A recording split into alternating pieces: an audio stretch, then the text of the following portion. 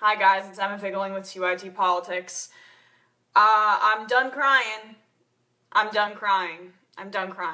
I cried a lot on election night, and I didn't know how upsetting I was going to be. You know, as I talk about me crying, I'm going to cry in this video.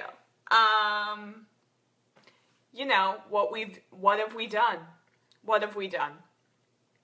We handed our country to a fascist, and now we have to live with the consequences. And the Republicans have the House, they have the Senate, they have 69 of 99 chambers on the state level. That means they can pass whatever draconian, insane legislation that they want. They have the green light. They can, you know, just eliminate everything that we hold dear as progressives. As much as we can hate incrementalism, at least we had a Democrat that was actually had a firewall against insanity. And now Donald Trump has given the green light. And that referendum, the populist movement on the right side, has given the green light to the insane people on the right to do what they want with our country. So that's the reality. I'm not going to sugarcoat it for you. It was a bloodbath. It was a bloodbath. But no, like, I may cry a little, but I'm fighting now. We're fighting now. Day one. It's over for the Democratic establishment. You telling us that we got to sit down and be quiet? That's done. Those days are over. Because we thought that we could play patty cakes with you and trust that you were going to actually defeat this lunatic who's a reality star. But no, you said, yeah, we'll continue taking the corporate money, we'll throw you a bone here and there, we'll throw you a platitude. We thought that maybe we could push you in the correct direction with that. But no, your incompetence proved to be paramount, as usual. And it's because of your infinite hubris. You thought you couldn't appeal to us, and look what happened. I voted for Hillary Clinton, and I know that's not a popular view in our audience, but it wasn't because of progressives. It was because of independents.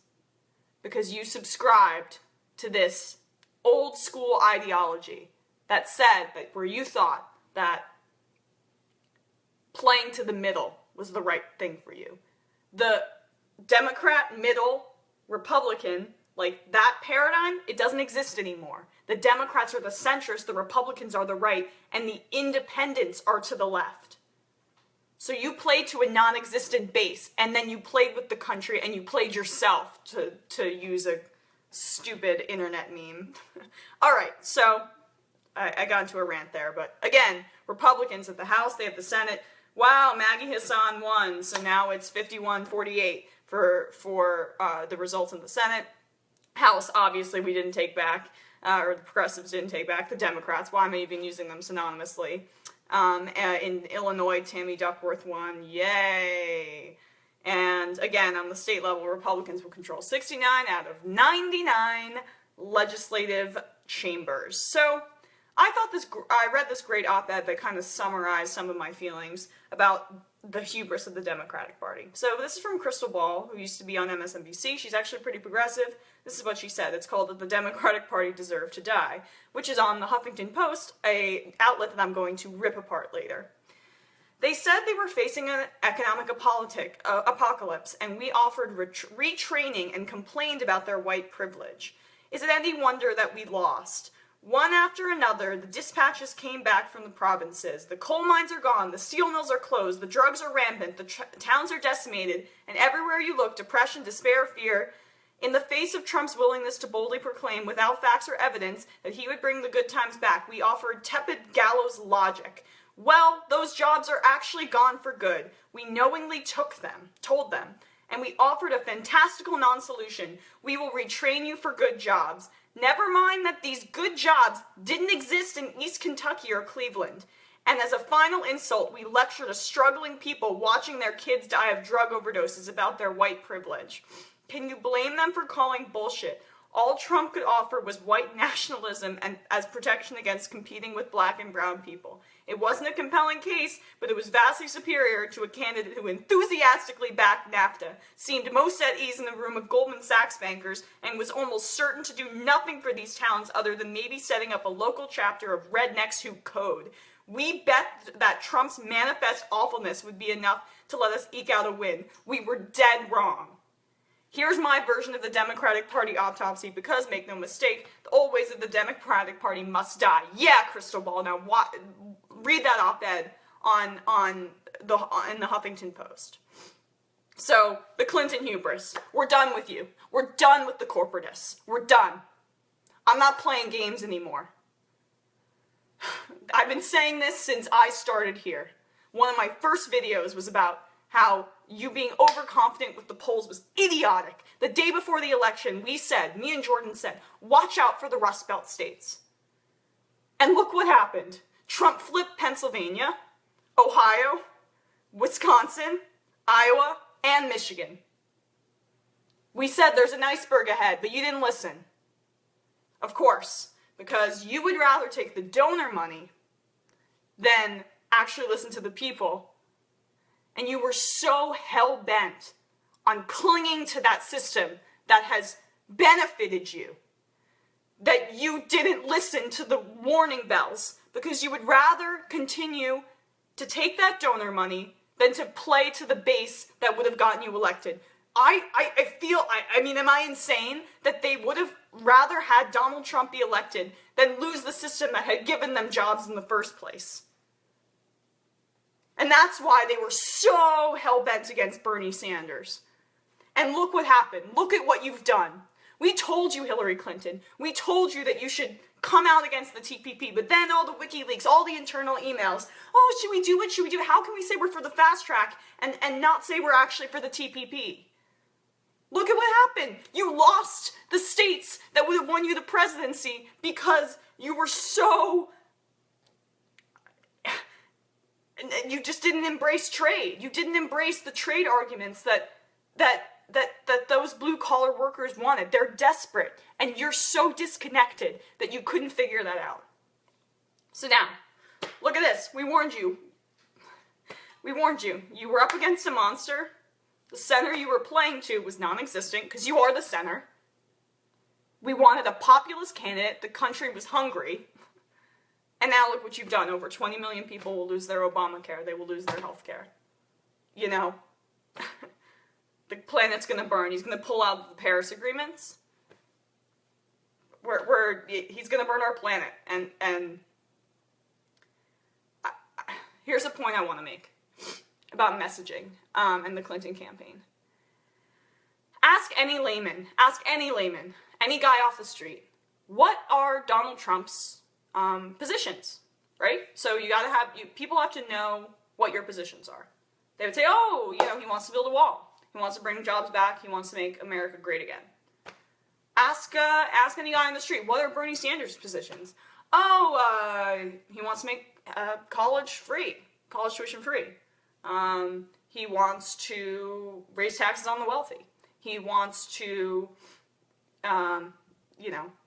whatever. So he wants to bring healthcare to people. So everyone knew what that meant. Everyone knew it. Or they would say he's a socialist. Okay, but people knew where he stood.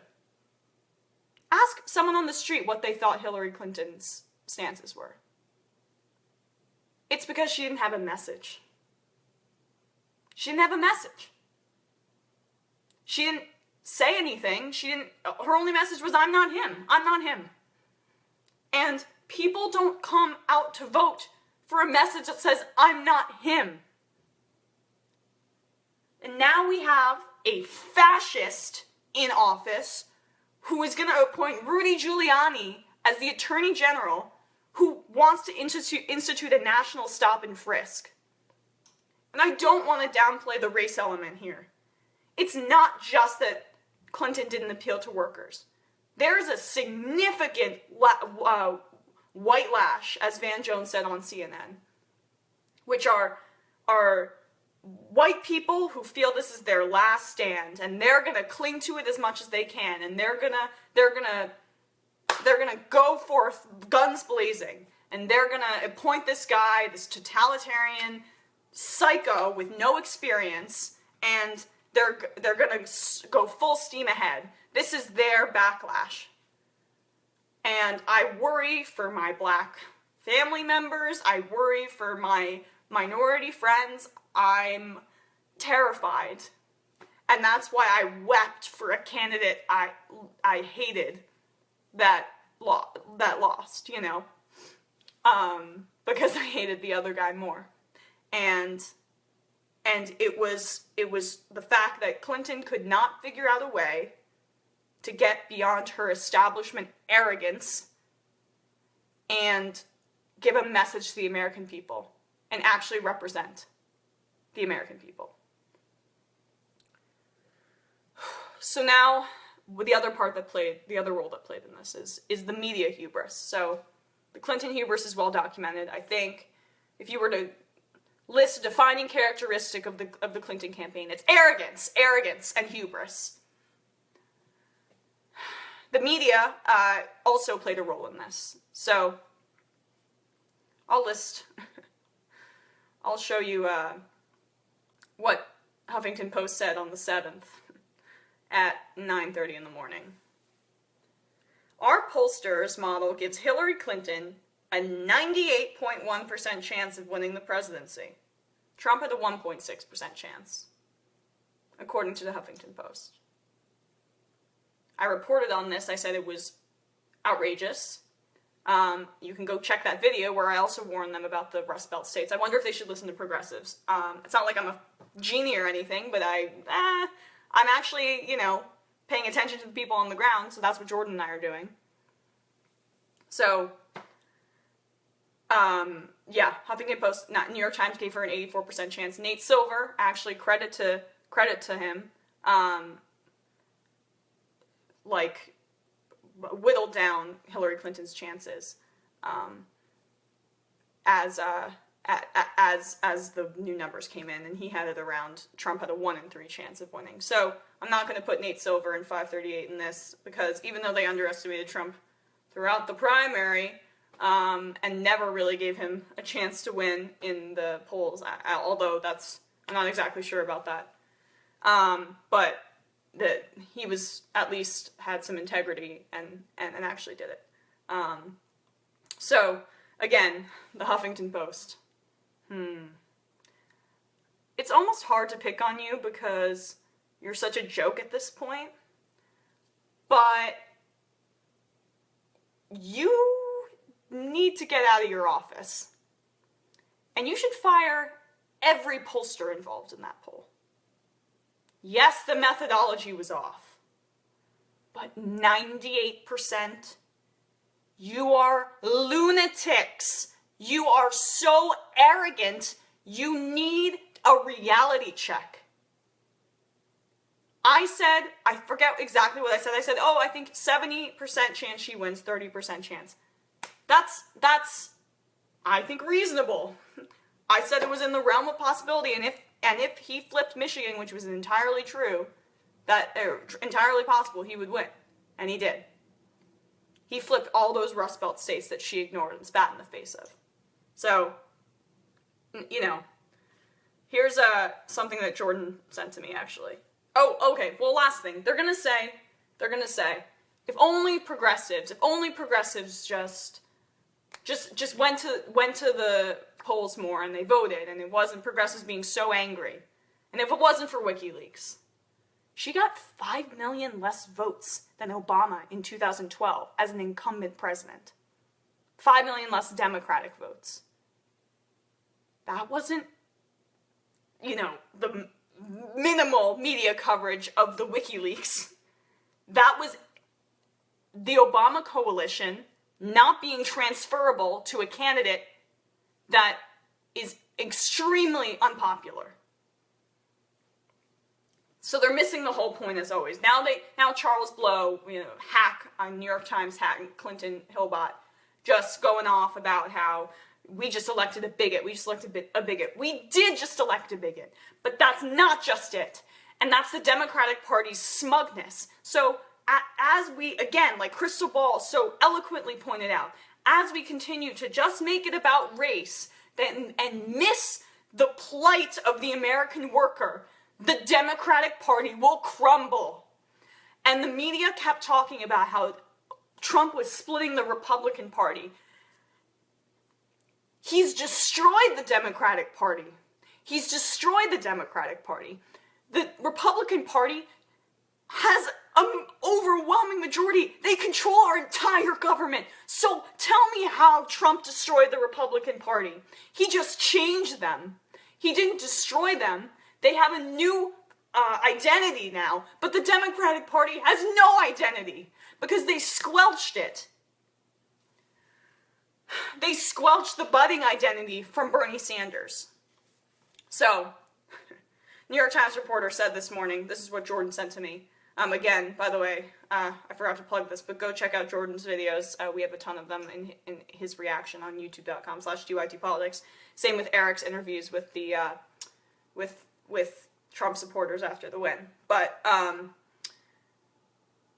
so, New York Times reporter, Yamaki, I can't really pronounce their last name. Sanders couldn't form a coalition that was the normal Democratic base, and that's why he got beat in the primaries. So in some ways, it's great to say in hindsight that he would have won. 2020.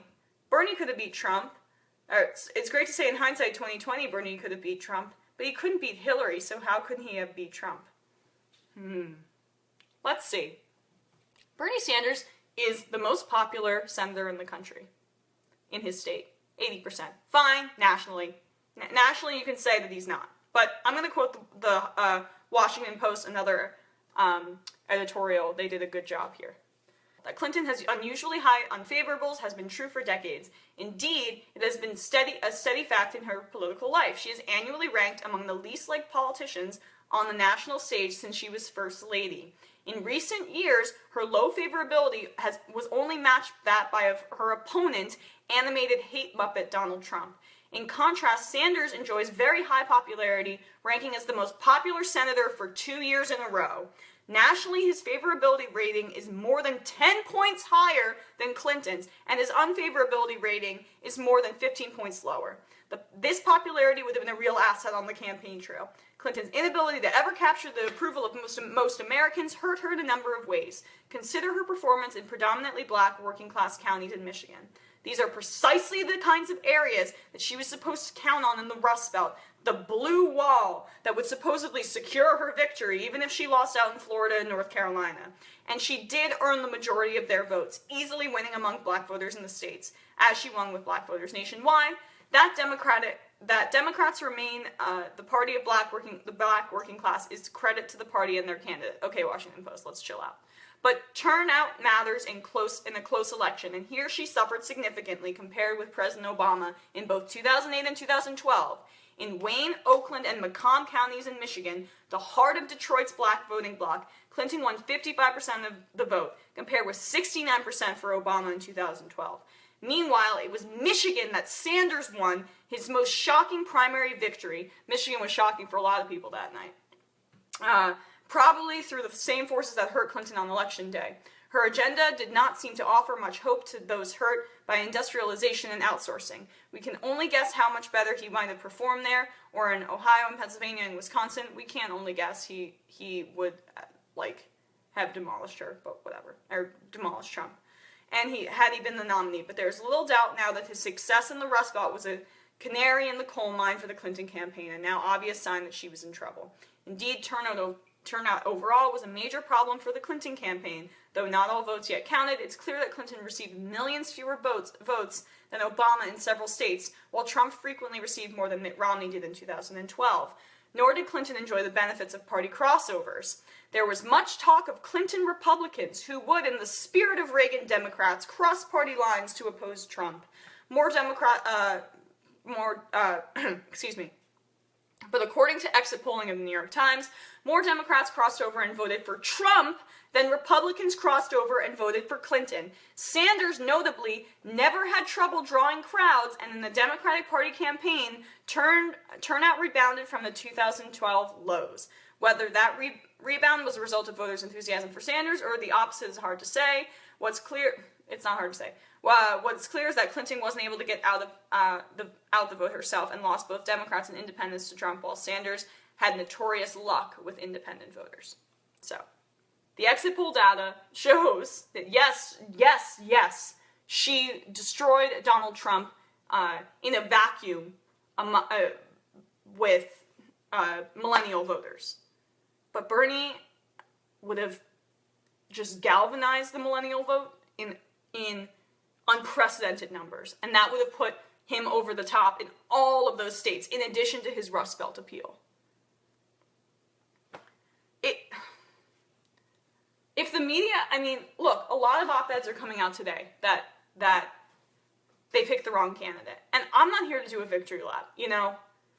I'm too sad to do a victory lap. But will they learn? Will both of these entities, the Democratic establishment and the media, learn? Will they get beyond their hubris? That is the biggest question that I need answered. 2020 is 4 years away. 2018, we can flip, Senate, whatever, but it's going to be a really long 2 years. And I am extremely fearful of the future.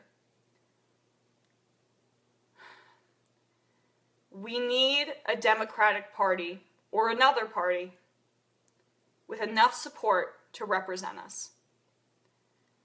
If this crushing loss to an orangutan in a suit who has multiple sexual assault allegations and has never held military or elected office ever in his life, the first president, by the way, President Trump, then there's no hope for you. I'm cleaning house with the Democratic Party. The old ways are done. We're not being nice anymore. We're not playing patty cakes with you. You told us you knew what you were doing, and we told you we didn't think you didn't. But now, it's confirmed you knew nothing. You knew nothing. You arrogant, smug mainstream media and the Democratic establishment. There's no reason that everyone at the DNC today shouldn't be fired. So, can you guys tell I'm pissed off?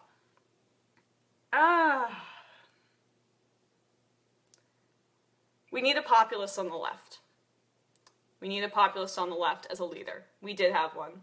They squelched him, but he'll still be a leader. He just became the most important politician in the country besides Donald Trump. He just became the most important politician in the country besides Donald Trump. Definitively. So, that felt good. Because I'm not happy. Alright, guys. Have a good day. Don't forget to check out our other videos on youtube.com/2x2politics. We'll fight.